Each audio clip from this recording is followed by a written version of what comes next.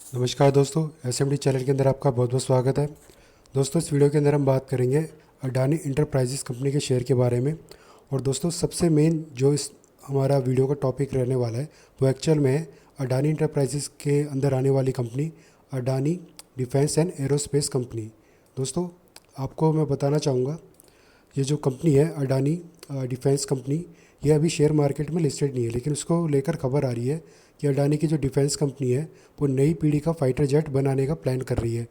और आपको बता दूं दोस्तों, नई पीढ़ी का जो फाइटर जेट है, जो हमारा स्वदेशी विमान होगा, उसका जो शॉर्ट नेम है एमका के बारे में आपने यूट्यूब पर बहुत सारी वीडियो और हो सकता है न्यूज़ चैनलों पर भी बहुत सारा कंटेंट देखा होगा। एमका जो है हमारा 5वीं पीढ़ी का एक स्टेल्थ लड़ाकू विमान है, जो कि पूरी तरह से सरकार कोशिश कर रही है कि 100% ही स्वदेशी हो। इसके लेकर जो टेक्नोलॉजी वगैरह जो होंगे, टेक्नोलॉजी ट्रांसफ़र वगैरह, जो भी इंपॉर्टेंट बारीकी का जो काम होता है दोस्तों, उसके अंदर अडानी डिफेंस यहाँ पर काम करते हुए हमें देखने को मिल सकती है आने वाले टाइम में।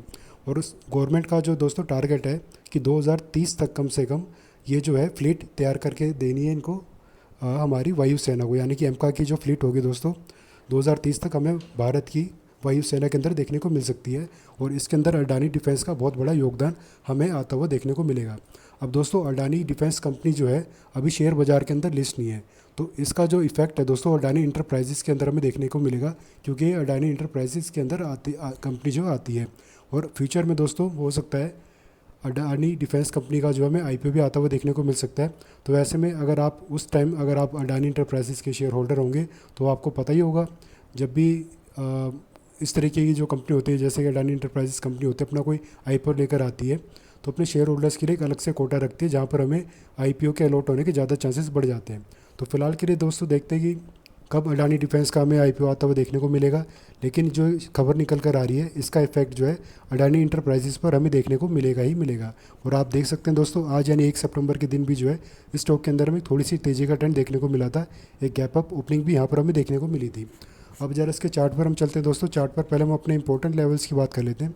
जो डिमांड जोन है, यानी कि हमारे मेजर सपोर्ट लेवल कहाँ से कहाँ तक है, 2090 से लेकर 2176, रेजिस्टेंस 2391 से लेकर 2598, यानी कि 2600 आप मान लीजिए दोस्तों। ये ऊपर हमारे जो सेलिंग जोन है, नीचे है हमारा डिमांड जोन।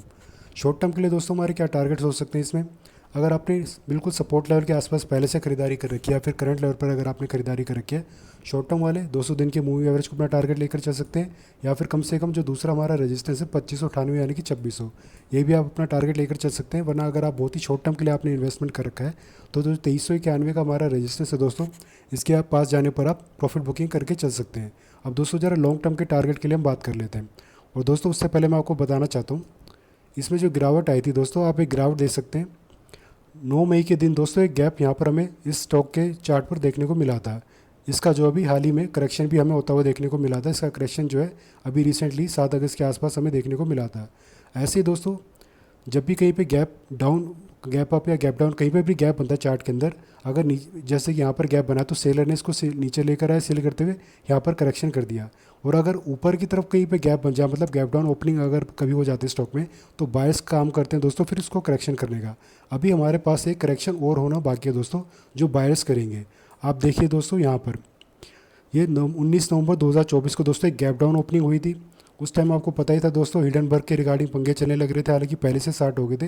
लेकिन जो तारीख है दोस्तों 19 नवंबर 2024, यहाँ पर एक गैप डाउन ओपनिंग हुई थी। और इस जो गैप है दोस्तों, इस गैप का जो है अभी तक हमें करेक्शन देखने को नहीं मिला है। लगभग 1 साल होने को आ गया है। अब दोस्तों, जिस तरीके की पॉजिटिव खबरें निकल कर आ रही हैं अडानी समूह को लेकर, पूरे चांसेस है दोस्तों, अगर आप थोड़ा सा लॉन्ग टर्म के लिए इसमें बने रहते हैं और अगले 6 महीने कम से कम, तो यहाँ तक ये स्टॉक हमें जाता हुआ देखने को मिल सकता है। यानी कि थोड़ा सा लंबा अगर आपको रुकना है तो 2788 दोस्तों कम से कम ये आपका टारगेट होना चाहिए 6 महीने के लिए। और अगर आप लंबा थोड़ा सा रुक जाते हैं दोस्तों, तो कम से कम 3000 या 3000 प्लस तक के भी टारगेट इस स्टॉक के अंदर में आते हुए देखने को मिल सकते हैं। लेकिन दोस्तों, जो यहाँ पर गैप हमें देखने को मिल रहा है, इस गैप का भी दोस्तों करेक्शन होगा ही होगा, क्योंकि नीचे भी जो हमारे गैप थे उन सब का ही जो करेक्शन यहाँ पर हमें होता हुआ देखने को मिल चुका है। तो नीचे के करेक्शन हो चुके हैं दोस्तों, अब ऊपर की तरफ से जो करेक्शन होना बाकी है, और ये करेक्शन जो है दोस्तों बायर्स ही करेंगे मिलकर। यानी कि जो बड़े बड़े जो स्मार्ट मनी कहते हैं, जिसको हम म्यूचुअल फंड वगैरह कहते हैं, तो वो अब यहाँ पर बाइंग साइड में पोजीशन बनाते हुए हमें देखने को मिलेंगे और इस गैप का यहाँ पर करेक्शन हमें जल्दी ही होता हुआ देखने को मिलेगा।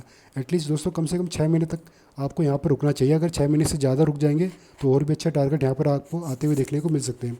और जिस तरीके की खबर मैंने अभी आपको बताई है अडानी डिफेंस को लेकर, तो एक बूस्ट का काम दोस्तों इस स्टॉक के अंदर हमें करेगी ही न्यूज़, यानी कि स्टॉक में हमें तेज़ी का ट्रेंड बनता हुआ देखने को मिल सकता है आने वाले कुछ महीनों में।